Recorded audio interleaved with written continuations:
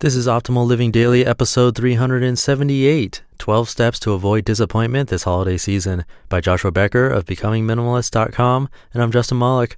Happy Friday, and possibly a long weekend for you, and welcome to the podcast where I simply read to you every single day of the year, including holidays, all for free.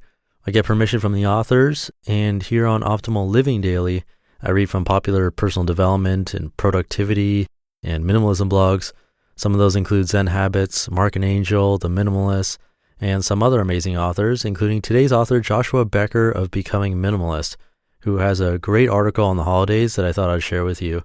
So with that, let's just get right to this post as we optimize your life. 12 Steps to Avoid Disappointment This Holiday Season by Joshua Becker of becomingminimalist.com. The holidays can be a most wonderful time of year. The season is often marked with family, tradition, and giving. And no matter our age, it stirs up fond memories and creates new ones.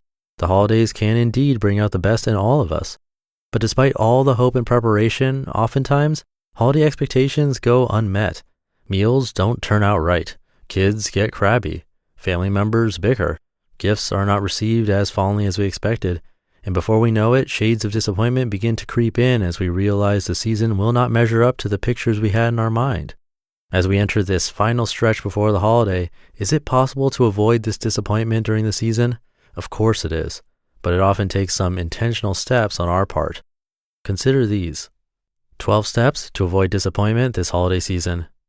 Number 1, identify your main thing. From food and decoration to presents and parties, the December is full of opportunity. But there's a very fine line between opportunity and distraction. Determine the main thing you want the season to represent. It may be based on religion, family, or rest. Whatever you decide, keep your main thing in sharp focus first. Number 2, slow down. Peace is rarely found in adding commitments and errands, so cut a few on purpose. Number 3, realize perfection is not possible. Travel gets disrupted. Houses get messy. Kids want more presents. Family members bicker. This is life. And unless you are part of a magazine photo shoot, perfection is simply not possible. Stop expecting it. Number 4, don't push your expectations onto others. We all have different expectations of how Christmas should be. Oftentimes, these expectations are based on childhood memories. But we all have different childhood memories, so don't assume everyone expects Christmas to look the same as you do.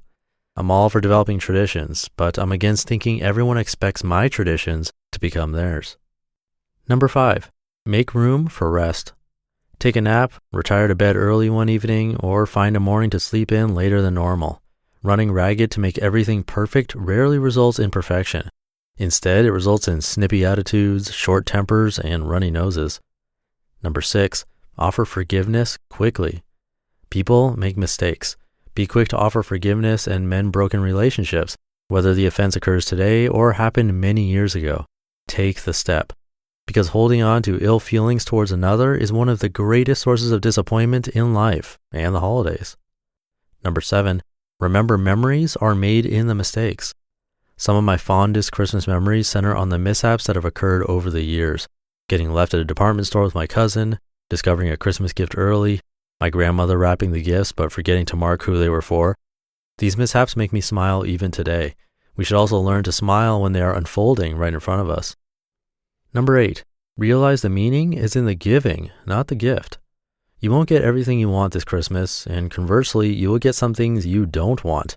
Put less emphasis on the gift and the wrapping, and put more emphasis on the fact that somebody thought you were special this holiday season. The gift is not the gift. The true gift is the giving and the giver. Number 9, admit you can't change others. We can set bold examples. We can look for teachable moments. We can offer advice when appropriate, but we can't make decisions for others. They are going to choose options for their life we wish they wouldn't. In those moments, remind yourself that you weren't called to live their life. You were called to live your own. Number 10, know when to stop. From overeating to overdrinking, knowing when to stop quickly becomes a lost art during the holiday season. But too much of a good thing quickly turns into a bad thing with lasting consequences. In almost every regard, for maximum enjoyment, embrace moderation. Number 11, stay within your budget. Avoid holiday disappointment by celebrating it within your means. This pertains to the number and extravagance of gifts, but should also extend to travel, celebration, and entertainment. Number 12, embrace spirituality. Regardless of your religious or non-religious preference, there's much more to this world than the things we see. Embrace spirituality this holiday season by championing love, hope, forgiveness, and grace. Rather than losing yourself in the hustle and bustle, find intentionality in remembering the heart of Christmas and celebrating the soul of everything good. And from my heart to yours, may your holidays this season be truly happy. You just listened to the post titled 12 Steps to Avoid Disappointment This Holiday Season by Joshua Becker of BecomingMinimalist.com. Great steps there. If you want to share your thoughts, you can comment on this episode at oldpodcast.com or on the original article, which is linked also at oldpodcast.com. And while you're there, if you want to help keep this podcast going, I could definitely use the help. I've been doing this daily, both through good times and bad, nonstop for 378 days now. It's been great, but definitely not easy, and any help is greatly appreciated. Just come by oldpodcast.com/support to see a bunch of different ways you can help.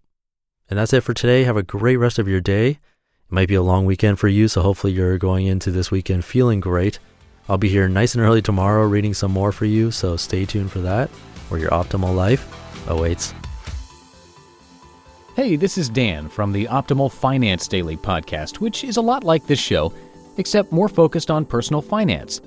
Justin handpicks the best posts he can find from blogs and authors like Ramit Sethi, Mr. Money Mustache, and more, and I read them to you 5 days a week. So if you enjoy this podcast, come on over and subscribe to Optimal Finance Daily too. And together, we'll optimize your financial life.